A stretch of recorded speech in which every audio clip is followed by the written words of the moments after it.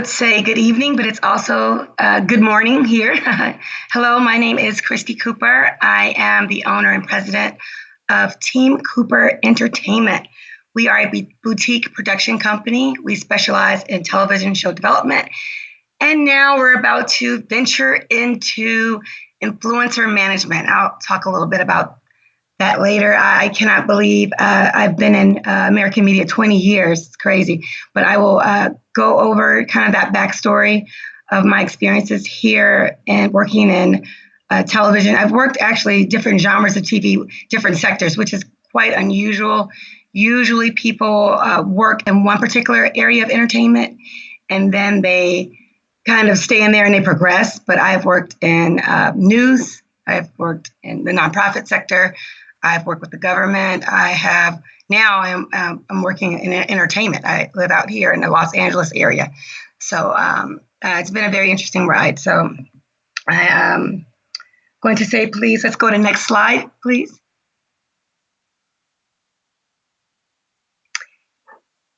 And just a little overview. I am going to talk a little bit about my experiences working at CNN and ESPN, the Department of Defense, PBS, which is the nonprofit sector. It's public broadcasting. Team Cooper, how we're actually just celebrating a 1-year anniversary. Decided to take the knowledge I've accumulated from working at these different entertainment and news and the different those different sectors, and to do it for my own business. And I'm going to talk a little about agents and managers, kind of have to explain that. My husband is a talent agent to actors. I'm going to go over that because it does play a role in what I do. And just the state of Hollywood right now, especially with the outbreak and how things are going in California. You know, California is one of the states that has been very hard hit by this virus, and it has affected the entertainment industry, obviously. And so it's just been a very interesting time. People are resilient, but it has been very challenging here in California. Right now, I'm quarantined, as you could imagine.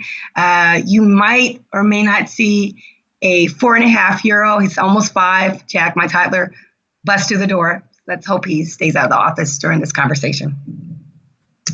If we can go to next slide, please. Next slide.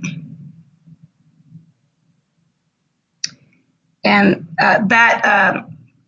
the photo of me holding 2 Emmys is from last year. I have been fortunate to have been awarded 6 Emmys in total. I attribute that to working with great teams. It's been a collaborative effort. It's quite an honor. We have won Emmys in different categories over the years. I feel very fortunate that everywhere I have worked at, we have gotten an Emmy. So, I think it's like I said, a collaborative effort, and I will talk about that as well. If we can go on to the next slide.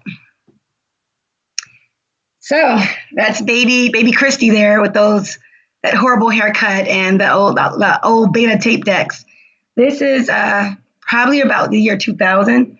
I started at CNN in 1999. I actually was a pre-medical student. I was interested in communications, but my plan had always been science. And I met a health reporter during my last year of undergrad. And I said, "You report about health? You're on camera?" And she said, "Yes."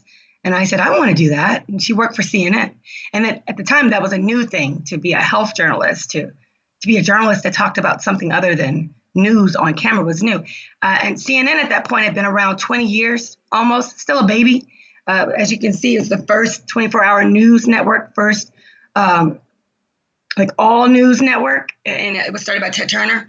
And he has, of course, since sold it. But at that time, he would still pop by the newsroom every now and then. And I got an internship there through that health reporter I met with the medical unit. And by the time I was done with my internship, this was in Atlanta, Georgia. By the time I was done with that internship, I had fallen in love with television. I was supposed to go to graduate school. It was all lined up to do something in health and media or something in that vein. But I ended up getting into a program at CNN that was designed for people who either wanted to be a producer or editor or a shooter. So they had it was called the Video Journalist Program. And so I competed against film students and people who were in communication majors, and I got into the program. And the rest is history. I have been in media since. Working at CNN was interesting because that was during the Y2K era. No one knew what was going to happen. We didn't know if there was going to be a 2000. So it was quite an electric environment, crazy schedules. You're starting work at 3:45 a.m. It was 24-hour news. That was still relatively new. Atlanta was new and bursting with energy because of the fact they had just had the Olympics. It was no longer this small southern city. People from all over the world and all over the country were migrating there. So and CNN International was fairly new. So the friends and colleagues I had were from all over the world. It was a very, very interesting experience working news. I learned the importance under the guidance of the people we had there at that time about being factual and making sure your images really resonate with the story. And 9/11 hit. And when 9/11 happened, I was assigned to work with a particular producer, and I worked alongside of him as his associate producer. And that's where I got the first Emmy. Everyone who worked on the 9/11 projects ended up with an Emmy that year.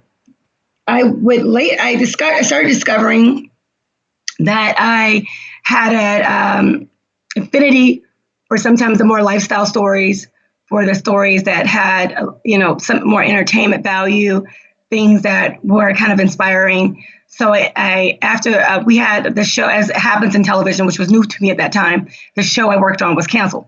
So I ended up leaving there and applying to ESPN. Next slide, please. Next slide. ESPN, the world leader at sports. I had applied to ESPN, wanted to try something different. Was stepping into a totally different world. This is sports. Sports and news are similar, where you need to have your information correct. People will definitely call you out, as we say here, will definitely expose if you don't know your information with sports, because there are so many fans, hardcore fans, that you have to be precise and you have to do things a certain way. So at SportsCenter, I liken myself to, there's a movie, Legally Blonde, where Reese Witherspoon goes to Harvard Law and she's got all pink on and she's dolled up, but she actually is very smart. So I felt like I was with so much testosterone at ESPN that I had to be a super girly girl. But it was a wonderful experience. I was half the size that I am now. It's quite a bit of work working live sports. I worked on SportsCenter, which is a daily live sports program.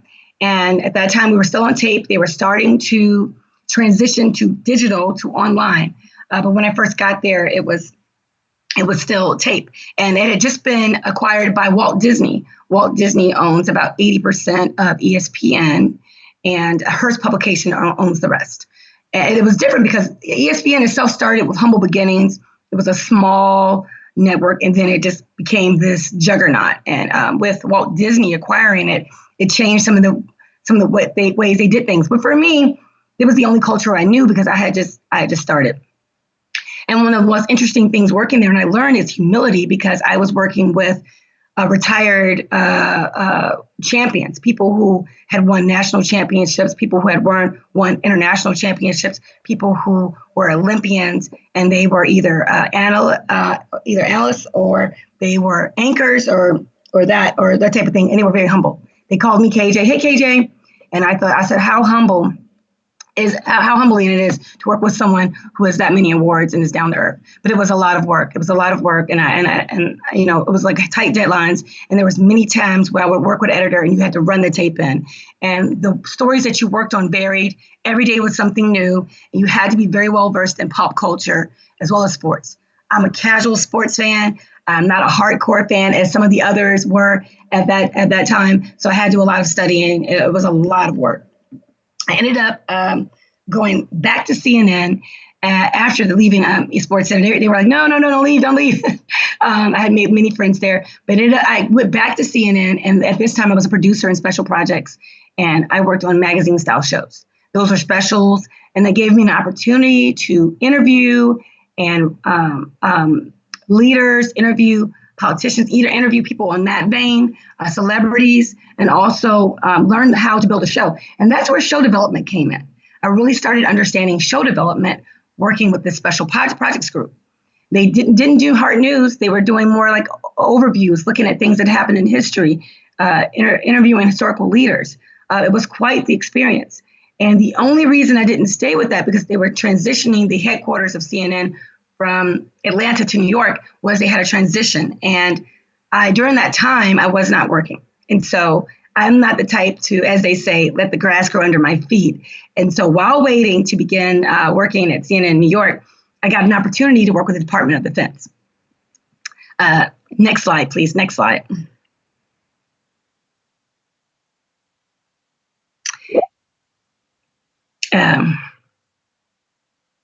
I have a little note there.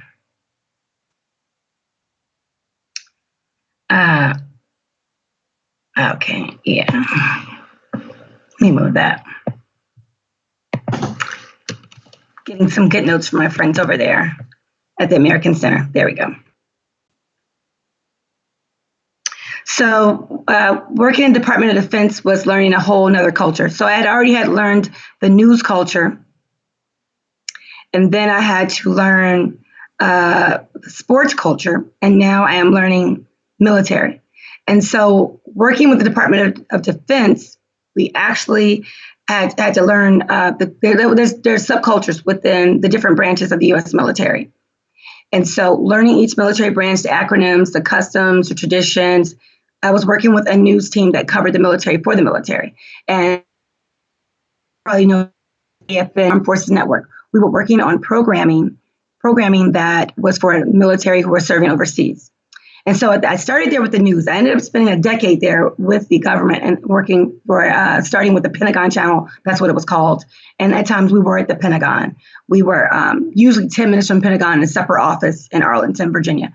And then later, Alexandria, Virginia. And then later we moved to Fort Meade, which is in Maryland, which is an Army base. And I transitioned from there to being the Director of Creative Services. And that was a special position because once again, now I'm putting my foot in show development. I'm learning about show development.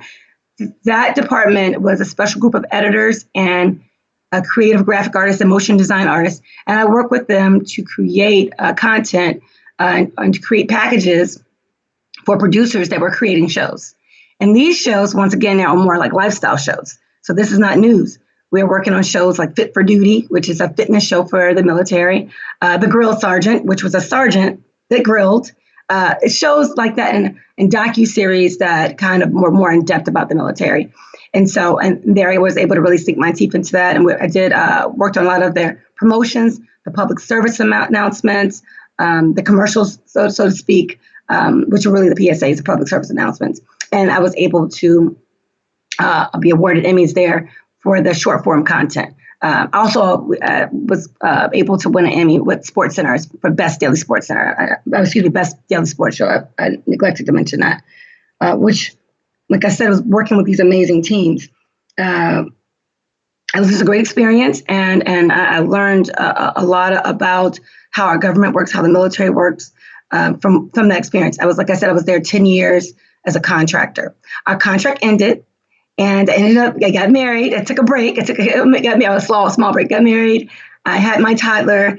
During that time, I was working with nonprofits to help them increase their branding. Nonprofits have become very savvy over these couple of years now with marketing and things like that. But during that time, some years ago, they were not as savvy. So holding workshops, teaching social media strategies, working with crews to shoot videos and do video production to help promote these nonprofits. I was doing that. And also I was doing events. If we can go to the next slide, please. Next slide. So during this whole time, I still had my side life. I was a style blogger. I had a style blog. What's so funny is I'm working with the military, but then I'm going to New York Fashion Week. I'm going to those type of events and socializing. And so I still have that side of me. And that's what I was doing alongside of all of this. And so I ended up taking those experiences while I was working with nonprofits, not full time, kind of a part-time thing while I had I just had my child. I started doing event planning and doing events that kind of accumulated what I had learned from going to these fashion events actually and being a blogger at that time. and also what I learned from working with the previous jobs. And so that's me being interviewed by Al Jazeera. That interview was about Fashion Week and the business side of it. So it was still like that journalism side is still in me, even though it was it was talking about style. But all of these things later have all helped. All these things have helped me do the role I do today, which is kind of funny how things in your life, even though they seem unrelated, are very related with the end result. If we can go to the next slide, please. Next slide. Okay, so here I am with my son. He's 1.5 years old. My husband passes me the phone and says this is his good friend in California. And he has become the general manager of a public broadcasting station, PBS station. There are tons of those in the US. They're in every state.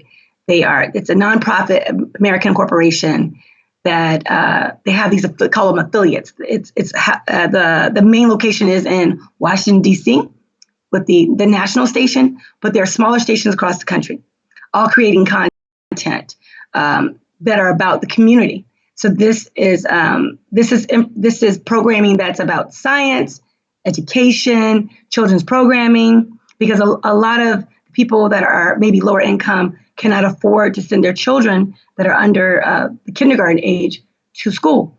And there are some government programs. For example, there's a Head Start. There are programs to help children, but by and large, it's grandma. It's grandma's watching their kids while the parents are trying to make ends meet and working. These people watch PBS. PBS has children's programming. We have, Sesame Street. Everyone knows Big Bird, right? They have those type of programming, and so it's all educational and in-depth news.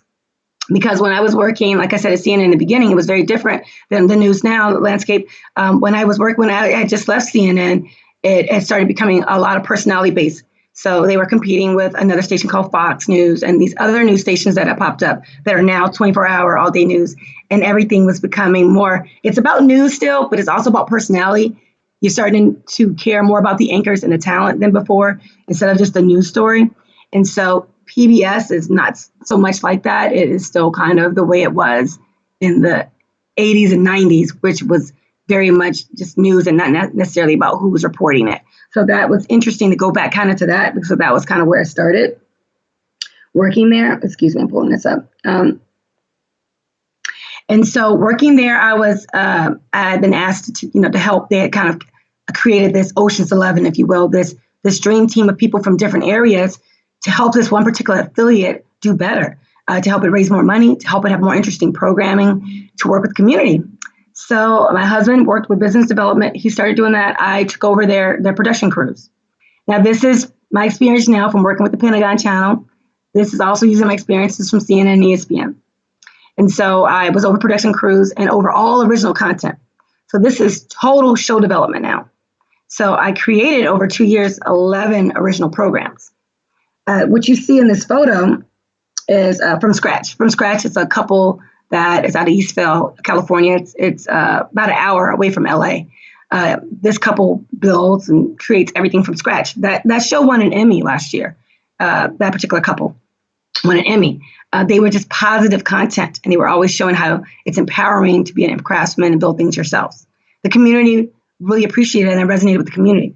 The other show you see is kind of small. It was you see one of the women being interviewed standing docuseries. It was about an area that's hard hit in San Bernardino that had a lot of gangs, a lot of problems, and we kind of followed these kids for almost 2 years, who were doing everything they could. These kids that were in middle school and elementary to get to the gym, and it was run by this amazing trainer who is prepping these kids for the U.S. Olympics. These kids, after we finish following them and putting a docuseries out about them, are now the number one in the U.S. They're number one in the nation. So we covered stories like that. So it was, like I said, 11 programs. And the other one that won an Emmy last year was we interviewed Vietnam veterans that were from different backgrounds and different ethnicities and had just, you would think, be so different. But when we interviewed them about their life during and after the war, there was nothing but similarities. And so it was wonderful to work with those type of projects, but also was in charge of the branding because we had to rebrand the station and working with the community and doing events. So there's that event planning. So we had to do lots of events for the show launches and the events. And so it was just a very interesting time no sleep, obviously, but the community felt like the station was vested in them. So next slide, please. Next slide. So that contract ended, and I was deciding, we were wondering whether we should move back to East Coast. Like we said, we had moved to California for this position. And then we thought about all the people we had met in the community, everyone we had met, from different leaders to friends we had made, to just different colleagues, that we decided to start a production company and call it Team Cooper. And this is comprised of people I had known in East Coast and people we met here. And like I said, Team Cooper does television show development. Right now, we're working on probably about 4 projects. One of the projects deals with sports, which is, we shouldn't be surprised, I'm working with a former NFL Q quarterback on his new show. I am working with the lifestyle people that won an Emmy before on a new show, which is a parenting show, which is, like I said, has been, we need more programming, obviously, for children and for parents here. Been working on just a vast amount of shows with the people I've met. If we could go, and I'll talk a little bit more about what we're doing here at Team Cooper. If we could please go to the next slide. Thank you. So, different hair, chop it back. I add some. It's whatever. So that's me working with a talent. And so, if you see at the very bottom, there's a woman with a lot of hair in the natural environment. She is a zoologist. We did a show with her with PBS, and she would take the children out into the San Bernardino Mountains here, where I live in a mountainous area, in the mountains, and they would make explorations. We are working on a new show with her. The girl to the right is Stacy. She was our DIY, do-it-yourself girl, and she will also be part of a new show. And you see on the left, there's a bunch of people on a slide at a playground. That's a parenting show. We have a couple, just like I said, a lot of different productions. And this is based on the accumulation of my experience of working in media so long, and just knowing how to organize and work with people. And it's all about having the right team. And so right now I'm taking on clients to help them pitch their shows to national network. It's not necessarily an easy thing, but you have to know what they're looking for, the steps. And I now have that experience. If we can please go to the next slide.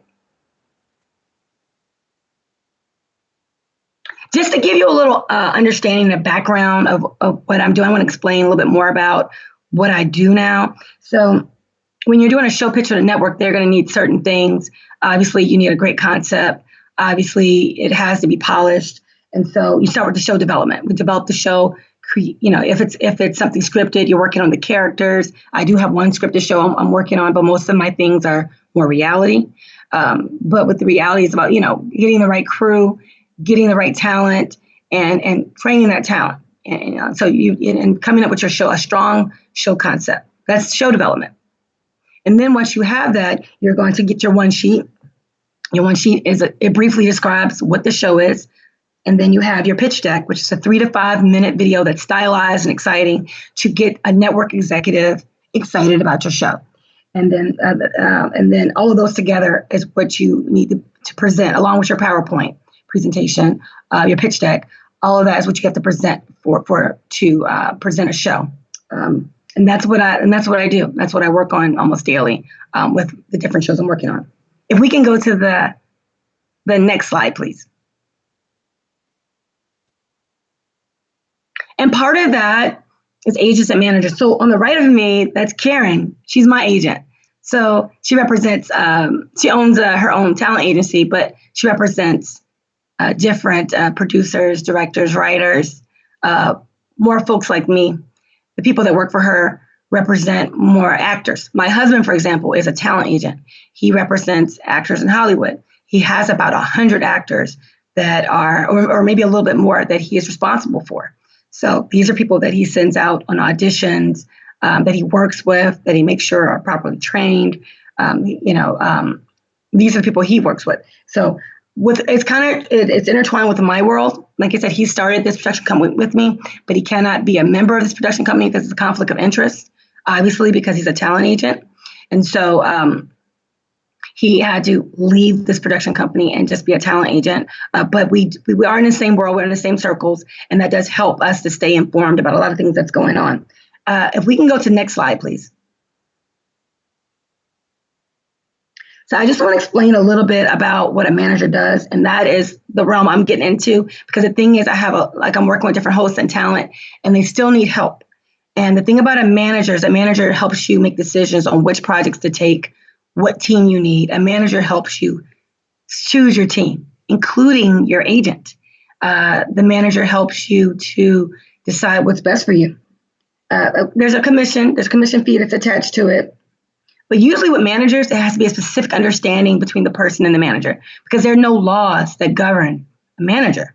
There's no legalities as far as what a manager. So with the contracts, I always tell people, even though I myself, in a way, manage people, I look over their contract, have a lawyer look at the contract to make sure that it's exactly what you're comfortable with and that you understand what that contract means. Now, if we can please go to the next slide. Agents are a little bit different. That's what my husband is. They have laws that bind them through the states, through SAG-AFTRA, that's the Screen Actors Guild. They work through the Screen Actors Guild, and their basic job is to get actors jobs. That's their job, is to get them into auditions and to get them work. That's what an agent does. An agent does get a percentage of what the actors that book actors, that casting directors like, that studios like. After when you have 100, you start to know, okay, so this 20, they're top performers.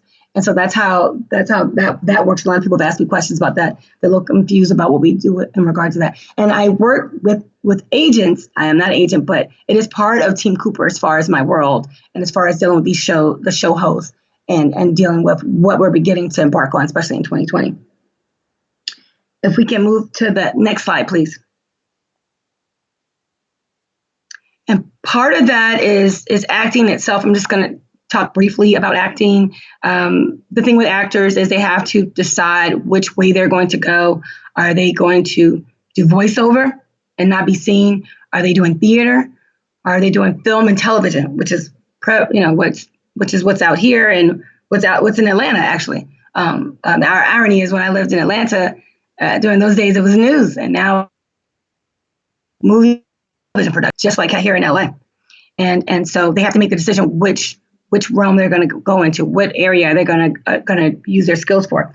And we've always said that, you secure representation, which would be your your agent and manager, and then make sure you take classes. To make sure you get classes so you can know how to audition for these casting directors, for these studio heads, for these producers, but most especially for the casting directors. The acting is a funny thing out here. There's so many people that are actors. Everyone, the waiters, the college students, everyone is either, if they're not an actor, then some kind of acting class, or everyone has that bug, as they say, out here in Southern California. But like I said, you have to be trained, and that's what Ralph looks for.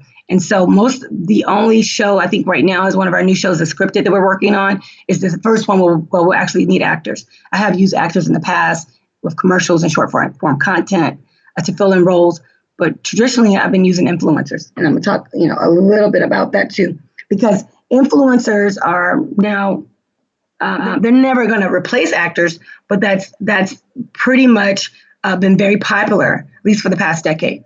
So especially with marketing and it's influencers, it's people that are thriving on social media, they're bloggers, people doing, and I even seen that when I was, attending New York Fashion Week. And when I was attending fashion weeks and things like that, I did it pre-blogger. And then later I would start to see, the bloggers are getting the seats that usually were reserved for the fashion editors. And the same, it can be for television. They send out these casting calls, and they're asking for influencer with so many followers to audition, because they want that audience, because that audience equates to numbers and viewers. And so it's very interesting how that part of entertainment has changed over the years. If we can please go to the next slide.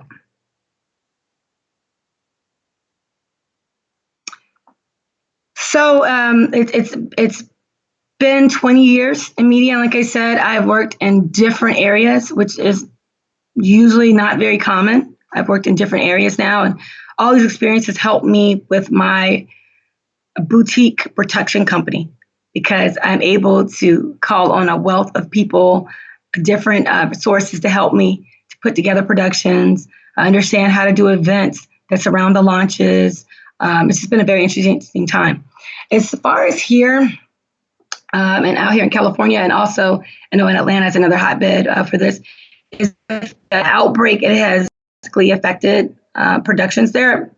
I don't know anyone that's working right now in production, including my husband. You know, there are no actors that are going out on auditions right now.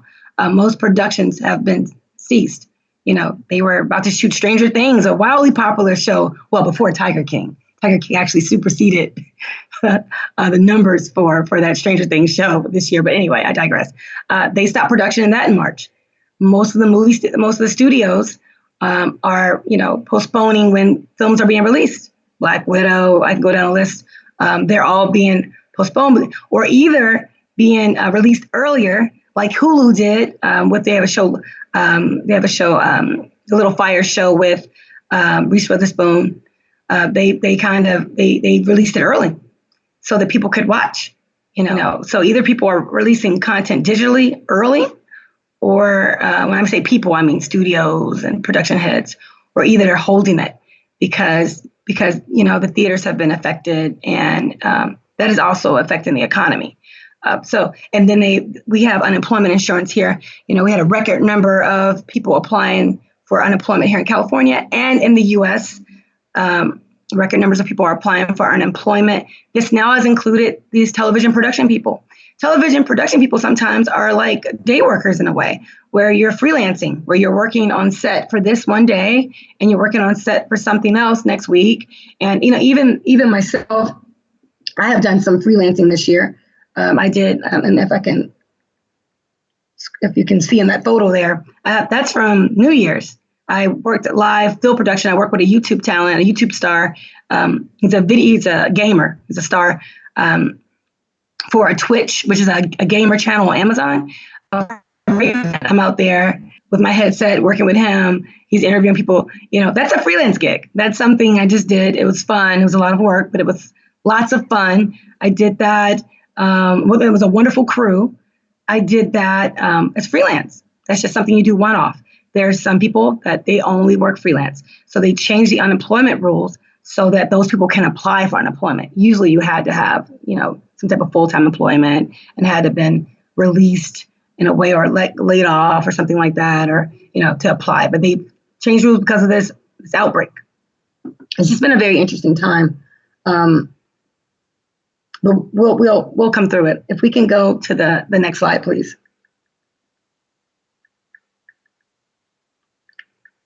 So basically, do you have any questions for me? Any questions? Any questions at all? That photo is my.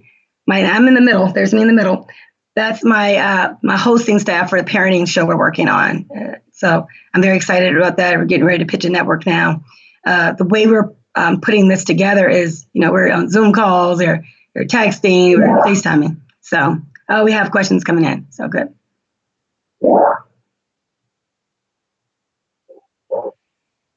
Okay, let's see.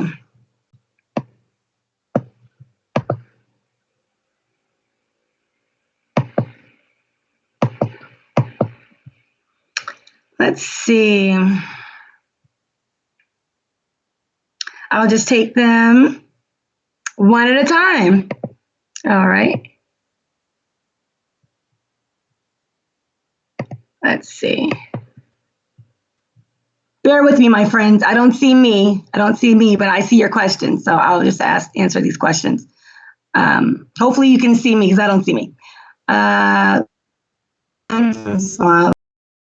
Rain, what was in your life? Oh, when my husband asked me if I wanted to marry him. I met him late in life. I'm trying to stay young. You know what I mean? But I met him. I think I was like late 30s, and I was at a writers conference in LA. So he's from LA. He's in LA. I met him at we were engaged and married. Well, engaged in like 4 months, dating cross country, and we were married the next year. So I would say that was the most important question in my life. Let's see if I can pull up the I can't see me. I'm sorry, guys, but I will continue to answer the questions. Hopefully you can see me. Question 2. Yes? Do you see me, Robert? Perfect. I'll keep talking.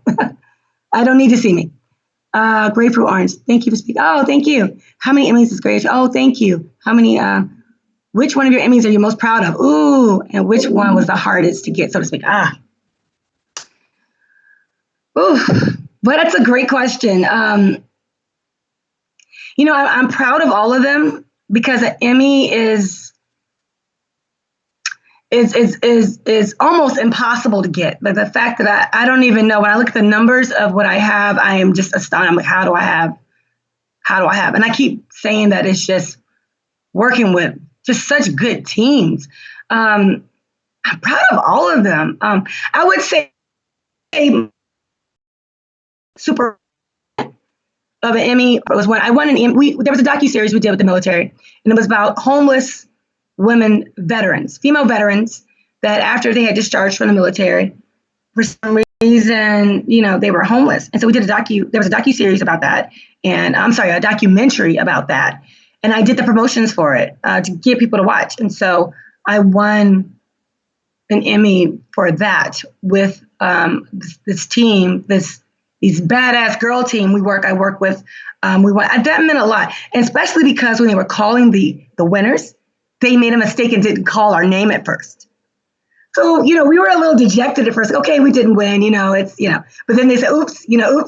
At the time, I was Kristy Jones. Kristy Jones! They started listening, and they were like, we won! So that was such a big moment. Of course, I am proud of CNN. Of course, I'm proud of ESPN, which is Best Daily Sports Show. Of course, I am proud of the commercials. I think 2 other big moments was last year with the shows we created, working with the community. Those Emmys were just meant so much because it was a lot of work. We're working with crews that had not produced television shows before. We had a very young crew, but they did it. And that was like a long shot. We had hosts that had never been on television before. We had to groom them, but they had this natural energy. They were such amazing people and talented. So that meant as well. Hardest to get, I would say probably the ones last year, working with, like I said, everybody was fresh and everybody, and so I think that was probably the hardest Emmys to get. But like I said, they were all such good people and so dedicated. And I think that I felt really good leaving that station, knowing that we had come and turned things around there. It was also a lot of wonderful people to work there, but we had turned things around, so to speak, as far as original content, original production, and that way. There are already some wonderful people doing good things there. But I think in terms of leaving that type of legacy there, that I think that made me very proud, but it also was very hard. Hope that answered the question. Are your work is hard, Larissa? Are you stressed at work? Of course. It is a stress, but it's different personalities, right? So some of us are fueled by that. I'm already high octane. I'm already type A. So it's part of like my personality, so to speak. So even though the work is definitely hard at times, because you love it so, it's not as hard. You know what I mean? What would a Confucius say? If you do something you love, you'll never work a day again in your life. So yes, of course it is. It's stressful. There are deadlines. I would say I was more stressed when I did live television. When I did live, that was completely stressful. Like I said, it was half my size. You're not eating. You're trying to get that story out. There's a lot of pressure. Everyone is looking at you and your content. With live TV, no one's checking your work. At SportsCenter, no one no one is checking your work. Sorry, 1 second. Okay, one more question. Okay. No one is checking your work. And so it has to be excellent, accurate when it goes on air live. So I don't have that stress right now because I'm working my own company and we're doing post-production. So these things are scheduled and there's no more live at the moment, except for the live I did for New Year's when I worked with that rave. That was crazy. All these DJs, different stages with this YouTuber. So that was fun, but still stressful. Who is the best friend in your work? You're the best friend. My husband. I think my husband is my best friend in my work because he gets it. And we are in such a kind of a niche kind of field. I think he understands, and by him being a talent agent, and also he has been a film fundraiser, someone who raises money for films. He understands the challenges, and so I would say him. Which topic was the most interesting in your work? Which topic was the most? There's so many, but honestly, I think interviewing the different world leaders and celebrities during when I came back to CNN and I worked in special projects, that was the most interesting. We did a look at CNN's 25th anniversary. So we had interviewed all these top leaders over the past 25 years. At that time, it was 25. It's probably like at 35 now, but it was 25-year anniversry. That was amazing. I interviewed so many greats, and I think you learn something just from being in their presence. Okay, having worked in media for, this is grapefruit orange, hey, grapefruit. Having worked in media for 20 years, what is the biggest change needed in media that the USA that you have witnessed? I would honestly say right now, especially with news, is just, having more of a collaborative environment. I feel like the different news networks obviously are competing. They have always competed since the advent of television news and print media and now digital media. But it's just a lot of times I think people are unable to understand, separate fact and fiction from fiction, who to get the news source from. I just think the biggest change is everything now is like more personality driven. And I'm a bit old school, so I just give me the news and I'll decide how I feel about it. But we're in an influencer culture, so I understand people want to know how people relate to a certain piece of fact. People want to understand. They value the anchors, the town. They value them, so they want to know their opinion. And I get that. It's the same with bloggers. People are following lifestyle bloggers because they value what they're cooking for dinner because that helps to influence them. We just have a different value system now, so I understand it. But I think that's the biggest change is that we've gone from probably a culture where it was just like Dan Rather, like they're just news, Walter Cronkite's news, to the point now it's like, this is the news and this is how I feel about it. So it's very interesting. There's some good things about that too, but there's a negative because people themselves have to listen and decide, okay, well, what do I believe?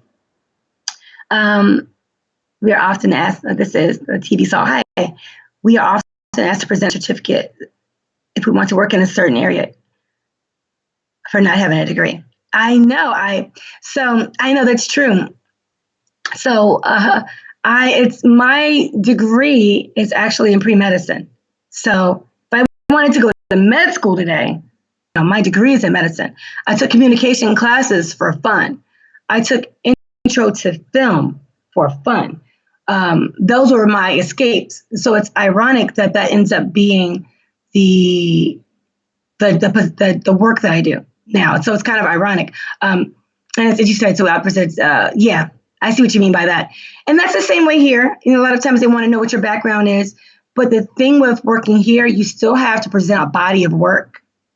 So I still have to present a body of work to apply for anything or to get a client.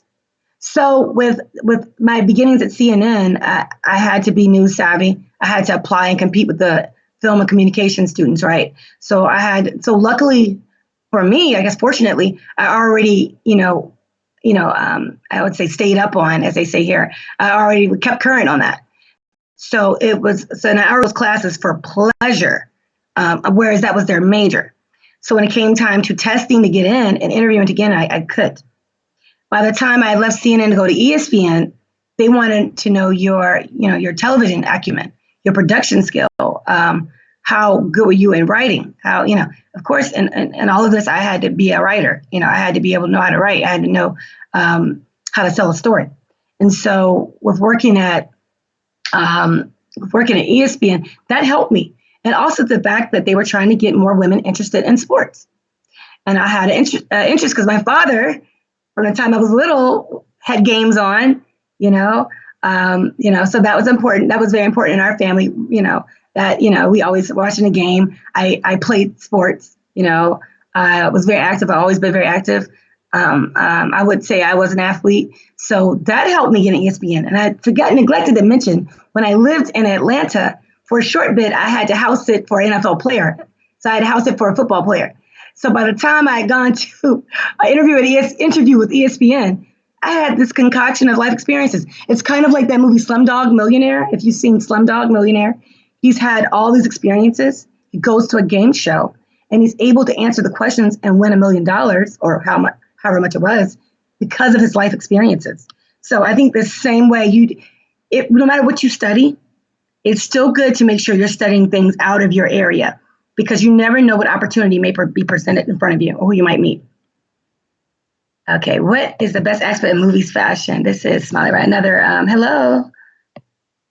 What is the best aspect in movies fashion? What was the most favorite film for you? How did it impress you? Okay, so I'm going to combine. I have a lot of favorite films. Obviously, with my husband, he was a film major. He did go to film school. We watch film almost every night. That's how we decompress. We watch a movie. Netflix, but I'm going to combine your question with answer. So Devil Wears Prada was not necessarily, like, I would say, my favorite movie of all time, but it definitely is one of my go-to films because there was fashion. And if you just look at it on the surface level, you might think fluff, but no, it's not.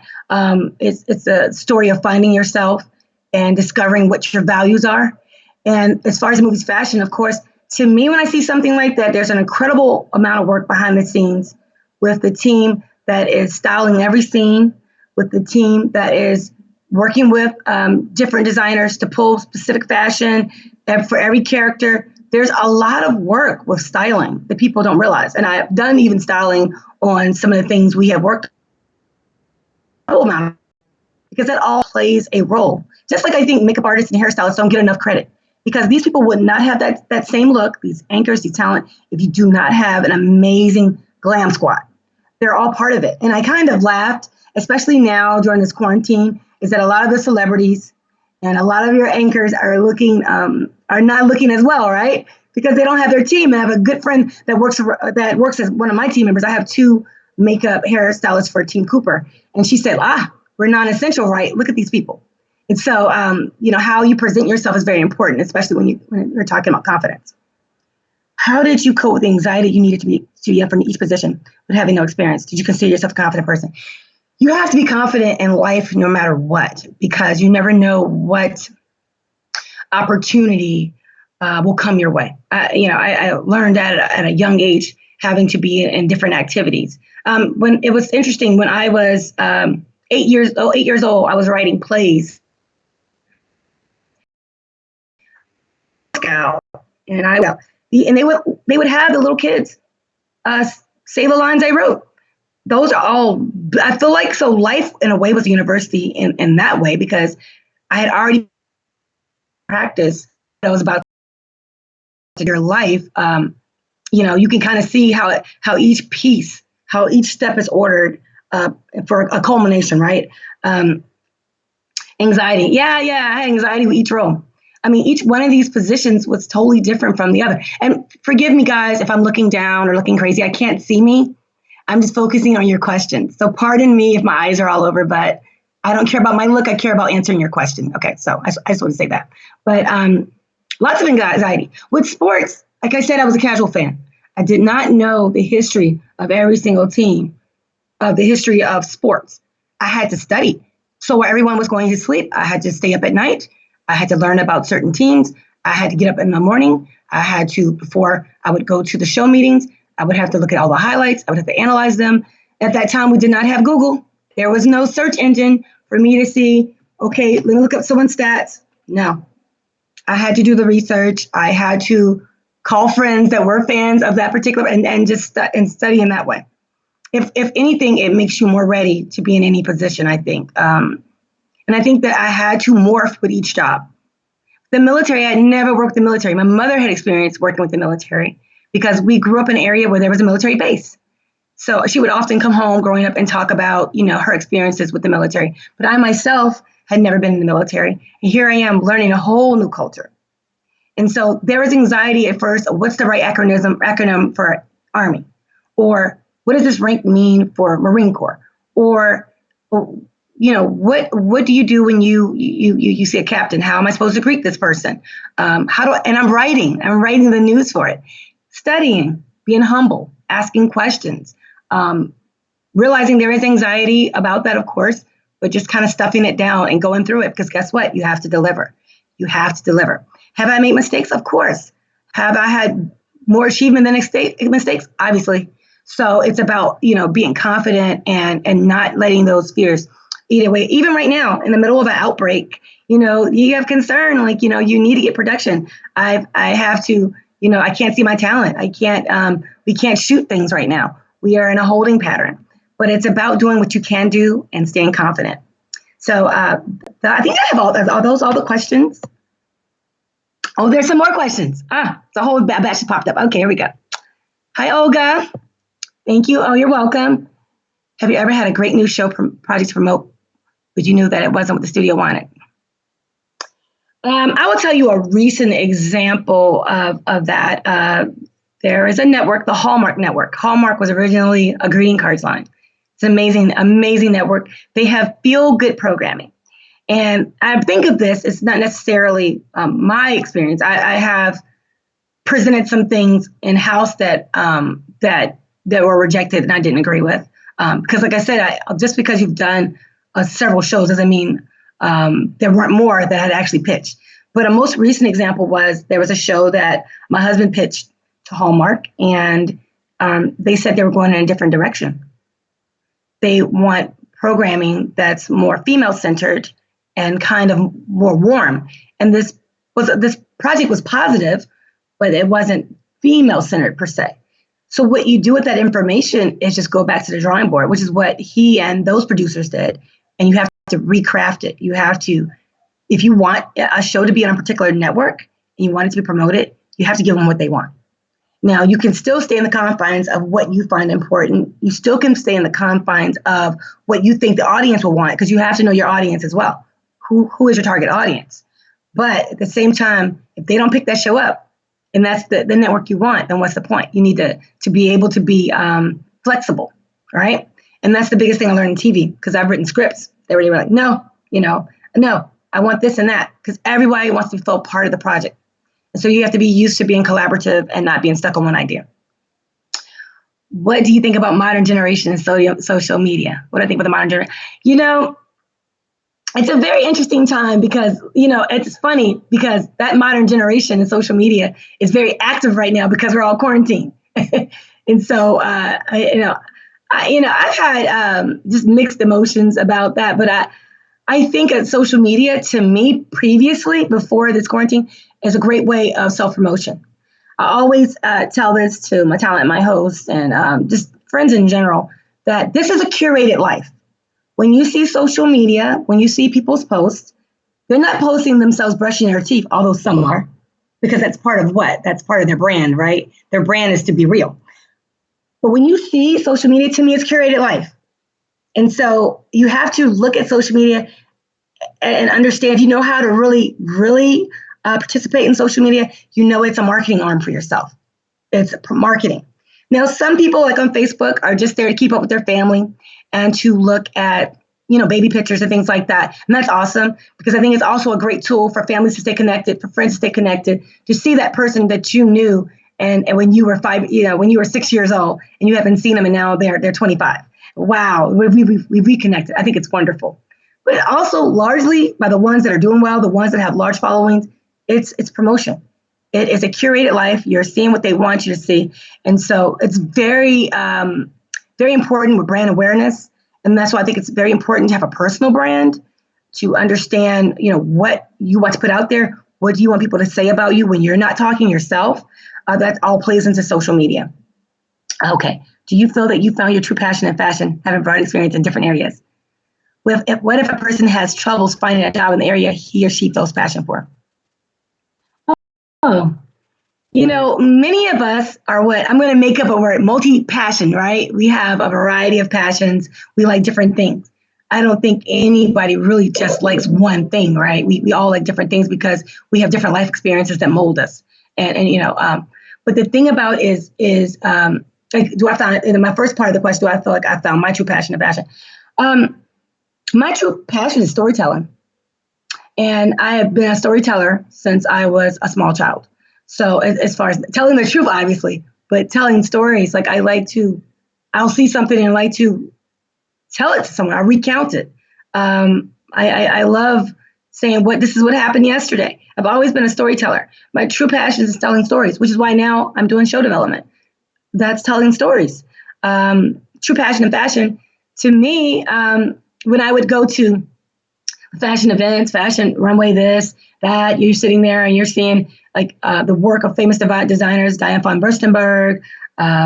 You're seeing all these different amazing designers. You're seeing their work. There's a story to me.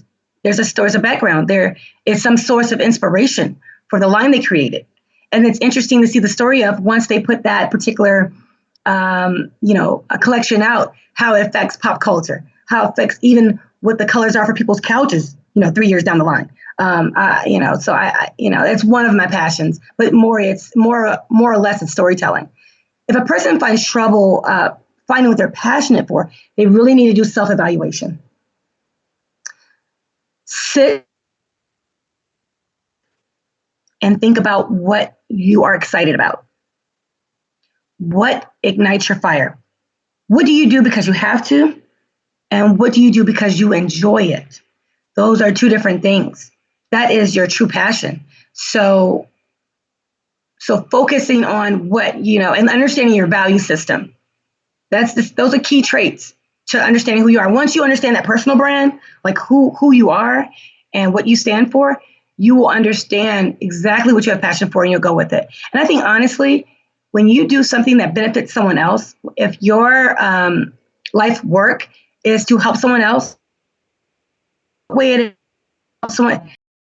I'm saying not everyone's going to be Bill Gates helping, millions of people. Maybe you're the hairstylist that works in a small salon, but you make people feel confident every day when they walk out of the salon.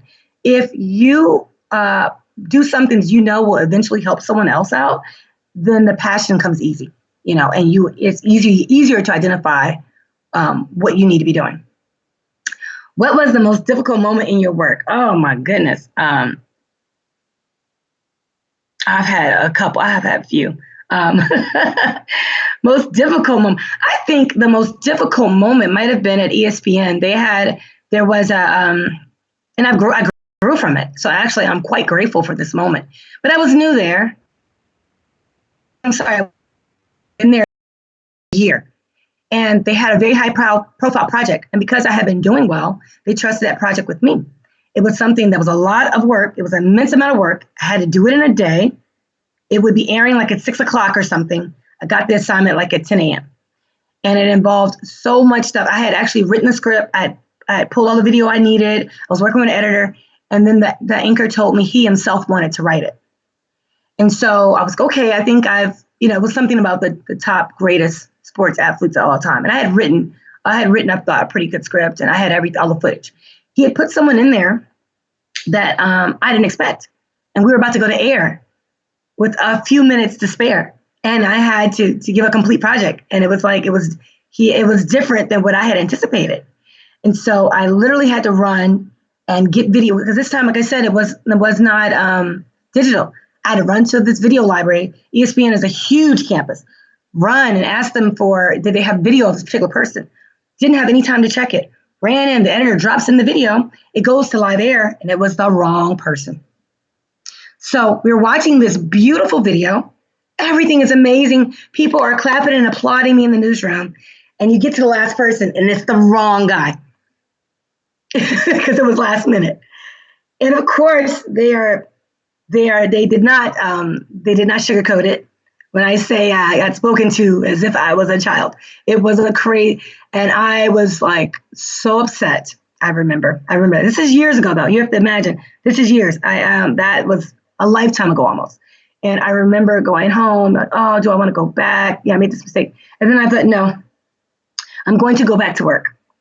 I didn't expect that situation, but sometimes in life you have unexpected situations and you have to rise to it. And I went into work. I'm in the meeting. For the assignments of the day, and I didn't volunteer for anything. I just sat quietly, and they said, Kristy, they call me KJ actually. KJ, yes, you have this assignment. The next day, they gave me the most difficult assignment again. The most difficult, the one that's almost impossible to pull off, with so anytime you're doing something historical in a short time, it's hard, especially when it's talking about a myriad of people. I had to go through the same thing, but guess what? I rocked it, of course. I rocked it. Of course, I wrote my own script. I rocked it, and it was amazing live, and they all clapped and applauded. But I realized in that moment, and then of course they joked on me. They joked about the previous day, and I had to live with that. But I grew. I grew in that moment because it's humbling to know that you're not always going to know everything. So you have to do your best to be prepared. And if you make a mistake, you have to rise to the occasion, learn from it, and do your best not to do that again. Okay. Okay. Thank you. Thank you. Thank you. When you choose an idea for a show to produce, what are the key factors you're looking for? Number one, for me, we do a lot of entertainment. Programs that are inspiring. So for me, the show has to be inspiring. We have enough that's like not inspiring, right? So I look for a show that's inspiring. The key factors. I look for a good story. I look for talent.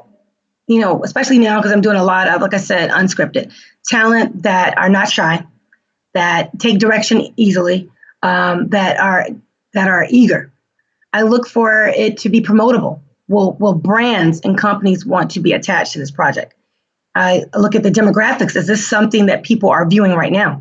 Is this something the public will want to watch? Because no matter how great your idea is, if it's something that your target audience does not want, then there's no point, right? For me, at least, I'm trying to have productions. I'm trying to have things on air. So I look. Those are the very important to me. Those are the things the key factors I look into producing. And mostly, are we able to show this story in the right light that it needs to be shown into? Where is it shot at? What are the locations? I look at all of that in assessing whether or not to take on a project. Because recently I just signed a new client. The contracts go out tomorrow, but there's a new client, and she had shared some story ideas with me, and I was kind of like, I don't know about those, but there was one that was amazing. I said, okay, this is a project I can get on board with.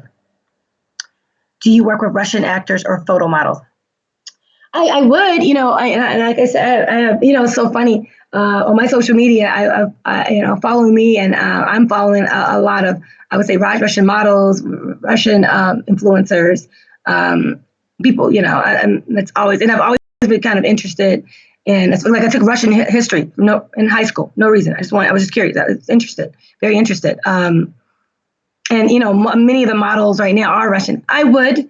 But I would say, the projects right now that I'm working on, right now there are not any Russian actors. I'm thinking about the parenting show, having one of the guests be there's an artist who's also a mother. I have her pop in and now and then give her advice, because parenting is big here. It's big because worldwide, but that is a booming industry, with the mom bloggers and dad bloggers. But I would. And actually, before we moved out here to California, my husband and I sat down with a Russian actor who was in theater, I believe in Moscow, and she was asking for advice how to get signed out here. At that time, my husband was working at an agency in DC, and she was still in Moscow. But had she was able to come here and come for auditions and things like that, I'm sure he would have highly considered her. He just thought she needed a little bit more work because she did theater and she was trying to transition into TV film. And so, I believe the advice, this was like 3 years ago, I believe the advice was to get some TV film work there, just so she could build her reel, kind of her visual resume, if you will, so that, she could audition. There are a lot of roles here for Russian actors. There's not a role, there are roles that call for Russian accents, authentic Russian accents. And so, it'd be obviously would behoove the casting directors to use someone who's actually Russian instead of someone American that is trying to do that accent if they can't. It's just a matter of availability. If someone has that look they're looking for, there's a certain look. When you're looking at castings, they have a certain specific look. It just depends on the role, right? Okay. What were the most important lessons you got from working in the industry as an employee in big media companies? Well, I guess one of the most important lessons that I learned was just try to stay on top of everything. You cannot wait for people. You have to stay on top. And I learned this working. Luckily I've worked with some really good teams. Like I said, I've worked with some amazing people, but you have to be extremely organized. You have to know what's ahead. You can't, I wouldn't, even though I say you work in a team environment, you have to really rely on yourself being updated, because if things happen as they do in media, things are always happening last minute. Things are, you have breaking stories, news stories is like in the news. You have these things. You have to have the acumen and have to have the organizational ability to handle it. So that was one of the most important lessons I learned, just to try to stay on top of things, try to read your emails, try to talk to people, and to get the information that you need. So there are not as many surprises. You're going to have surprises in life, but if you can try to limit them, especially when you're dealing with productions and being as best planned as you can, I think that's very helpful. So I think that is my last question. If am I right, Robert? Is that I've enjoyed it. I have more? I do have time. I'm quarantined. I have time. I mean, I'm busy. Come through the door to say hello. All right. Oh, here I see. Oh, okay. I'm sorry. I have this annoying pop-up that came out of nowhere. Let me see if I can get rid of that. Okay, good. Sorry, guys. We'll be back in a second. Okay. There we go. Hi, Maria. What quality is the most important if one wants to create and develop its own brand? Like I said, when you're developing your brand, you first need to sit down and evaluate your values. What do you stand for? What's your personal value system? What do you like? What do you not like? It starts with your value system. And then from your values, you're going to talk about what your passions are. What are you passionate about? And then from your passions, you're going to create that value system. You're going to mix the value system with the passions to create, your personal brand. I would say immediately come up with your 2-minute, they call it elevator pitch. So 2-minute little speech that's in your head at all times of how you describe yourself to someone. So if you ever need to promote yourself or explain who you are, that you are ready with what they call elevator pitch. They got that because people in marketing, decades ago would have to pitch these ad agency execs in the elevator, and you had like 2 minutes from when the elevator got to one level to the next, to sell your product. It's the same thing with your personal brand, and then you have to develop, your online presence. So this is how people see you. That's why I say it's very important what you put out digitally, like what on social media. Like I said, it's curated. It's what you want people to see about you, right? It may or may not be you. I personally like it to be authentic. I like if you look at my social media, it's one of them is me, my fashions, me and my kid, me cooking pancakes, and the other one, Team Cooper, is more about what the team is doing. Everything's about teamwork and collaboration, because that's that brand for Team Cooper. You have to make sure that your online presence mirrors whatever you decide your personal brand is, and then go promote, network. Okay. Next question. What was the most stressful interview in your career? Oh, stressful interview. Who was the toughest interviewee? How did you overcome the pressure? Oh my goodness. I would say the two toughest interviews. Well, one is when I will say, go back to when this is actually interesting. When I had first graduated from, with this dietetic pre-medical degree, and I took that time I took off some time to work, like a year, and I spent another year trying to convince CNN to take me on as an intern, because I decided over that year reflecting. I also was working for a newspaper. So I was writing for a newspaper at the same time when I graduated school. So I was always in communications. They had, and the reason why they had hired me because I had worked there as a student before I had gone into school into science. But anyway, when I was in high school. But anyway, I digress. I spent the year working on that. I started interviewing with something called here Women's, Infants, and Children. So that is a program. It's called WIC, to help mothers who are low income eat with high nutrition, buy things that are better for them, to teach them that's important to breastfeed. And I just graduated school, and so I thought that would be, when I first graduated, during that year I was working at the newspaper and things like that, I said, well, I'll apply for that. And I remember I went to this small little town and I'd interviewed, and there was a mixed population. It was Native Americans. Um, it was like near, like I believe it was near one of the reservations. And I interviewed with several people. And it was kind of the toughest interview because I thought that I automatically was going to get that job because obviously I just come from university, I'm fresh, I have a science degree, and I was going to do that while I decided whether I was going to what I was going to pursue in medicine, or whether I was going to be a dietitian, or whether I was going to go into health media. I'm trying to figure out my life, right? And I go into the interview, and they were simply dressed, simple people. I came in there very flashy, and it was a tough interview. It was a tough interview, and it was like crazily apparent that that was not going to be my world. That they were pretty much saying, you don't belong here. And I was like, I want to do the most good. I want to help. And I didn't. And that was a tough interview. It was like 5 people interviewing me at the same time. My next, and so I had to sit back and think about that and go, wow. And I tried to keep I kept my poise, and I continued to smile. And I was very gracious. But there was an interesting tone. And so, because they had some predications about who I was or who they thought I was trying to be. But honestly, I wanted to go there and do the most good. But the truth is, I didn't belong there. I belonged in media. Had I gotten that job, I wouldn't be in media today. It made me go and reach out to the health reporter and go to CNN and have an internship there and end up getting into their program. And so that was just like, I'm glad in a way they did not, they weren't, so kind in that interview, because now I'm in a position where I've done videos and things about, health and about breastfeeding. I've done that now on this side. So it's funny how things work out. The next, I would say, most stressful was ESPN. I interviewed. They flew me in from Atlanta to Connecticut for the interview.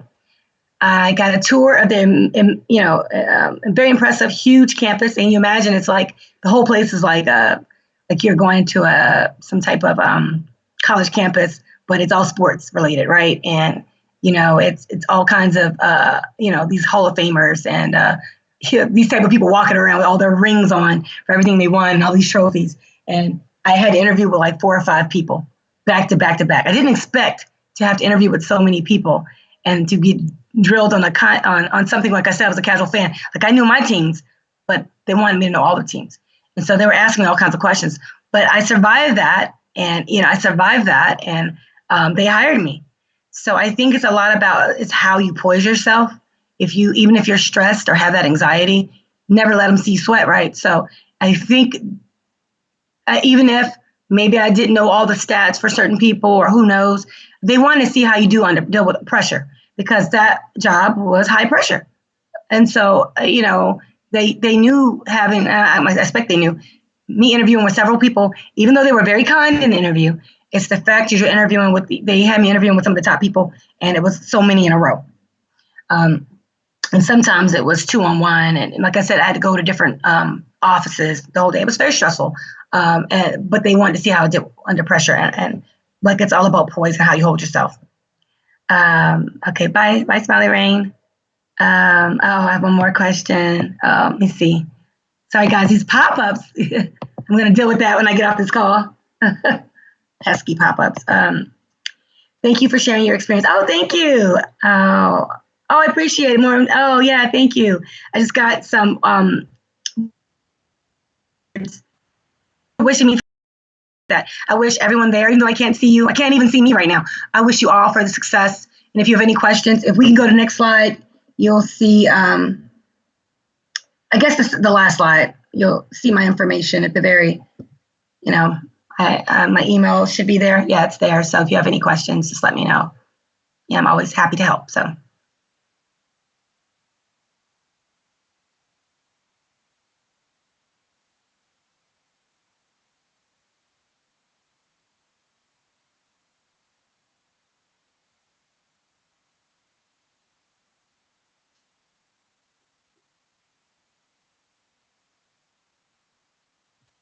Thank you. Robert, is that the last question, Robert? Okay.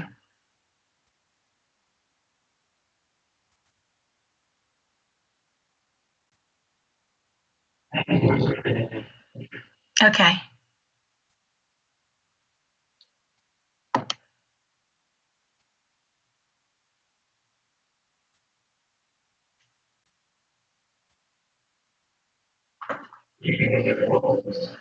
Am I closing? Okay.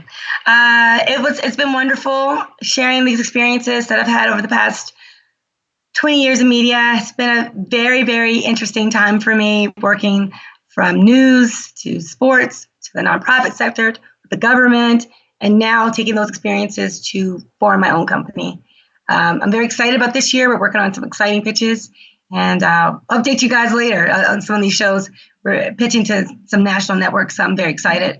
I just feel very grateful to have worked with amazing team members and just good people. And so I think that the last thing I'll leave you with, it's very important to make sure you have the right team, because I have worked with the right team, and it's been a right team at every place I've worked at.